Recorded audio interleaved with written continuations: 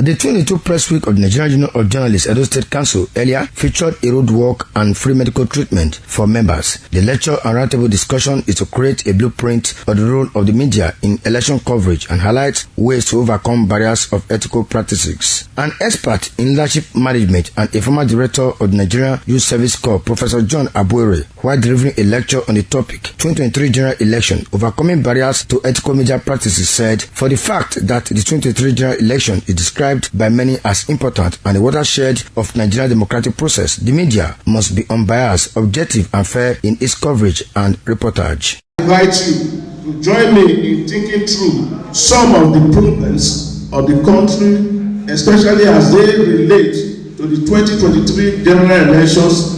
Perhaps a better way to start the rumination is to resort to Socratic method of asking questions as a way of seeking the truth. Chairman of the Nigerian Union of Journalists Edo State Council, Festus Alehe, advised members of the union to be ethical as they discharge their constitutional responsibilities. He called for the adequate protection for journalists before, during and after the election. Journalists should observe the ethics of the journalism profession by ensuring that we abstain from fake news, by ensuring that we do the right thing at the right time.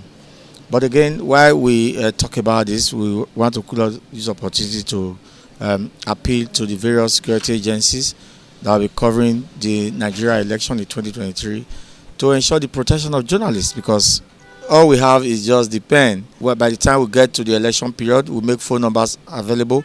The NUJ Edo State, we are going to set up a situation room where we are going to be monitoring activities across the 3 senatorial districts, across the 18 local government areas in Edo State. The Press Week is one of the most important programs of the Nigerian Union of Journalists.